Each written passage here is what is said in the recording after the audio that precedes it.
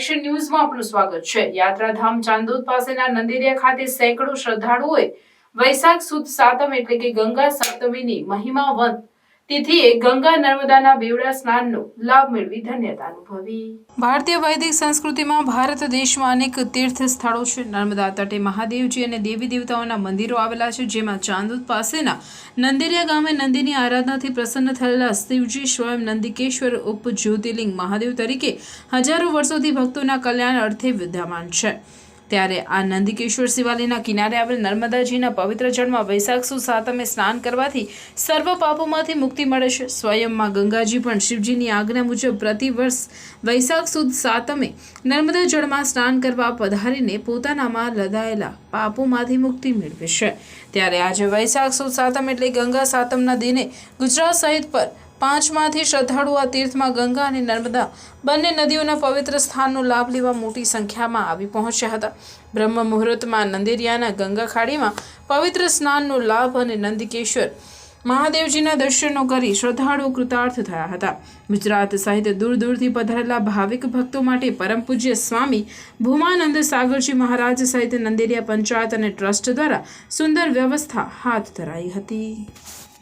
જે ચાણોદની બાજુમાં નંદરિયા છે એ નંદરિયા ગામે બિરાજમાન છે। અહીંયા નંદીએ ભગવાન શિવની આરાધના કરેલી અને ભગવાન પ્રગટ થયેલા અને ભગવાનને કહ્યું કે આપ અહીંયા ભક્તોના દુઃખ તાપ દૂર કરો અને મનોકામના પૂરી કરો। એટલું જ નહીં પરંતુ મારા નામથી અહીંયા વાસ કરો। એટલે નંદકેશ્વર મહાદેવ ના નામથી હજારો વર્ષ પહેલાંથી જ ભગવાન અહીં વાસ કરી રહ્યા છે।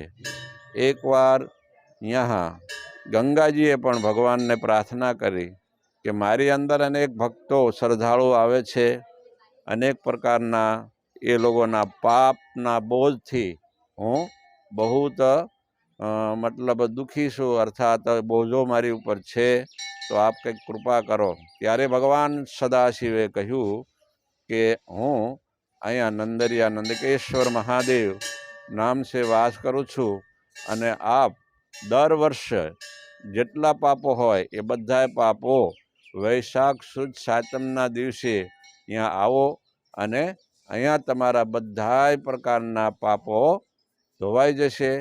એટલે માં ભગવતી ગંગાજી દર વર્ષે વૈશાખ સુદ સાતમના દિવસે પ્રગટ થાય છે અને અહીંયા અનેક શ્રદ્ધાળુ ભક્તો લોકો સ્નાન કરે છે, ભગવાન નંદકેશ્વર મહાદેવના દર્શન કરીને પોતાનું જીવન સફળ કરે છે। અને નંદકેશ્વરની અંદર પણ બધા ગામના ટ્રસ્ટી લોકો શ્રદ્ધાવાળા ભાવ ભક્તિવાળા લોકો પણ આવેલા ભાઈઓને મતલબ જમવાની સાંજે વ્યવસ્થા કરે છે, સવારે ચા નાસ્તાની પણ વ્યવસ્થા કરે છે। અહીંયા સામાન્ય રૂમો પણ છે, 7-8 રૂમો, કોઈને સાધના કરવી હોય તો પણ કરી શકે છે। અન્નક્ષેત્ર પણ છે, માધવ અખંડ માધવ અન્નક્ષેત્ર નામથી અન્નક્ષેત્ર પણ ચાલે છે। એટલે કોઈ પરિક્રમાવાસી કોઈ શ્રદ્ધાળુ આવે તો એ અહીંયા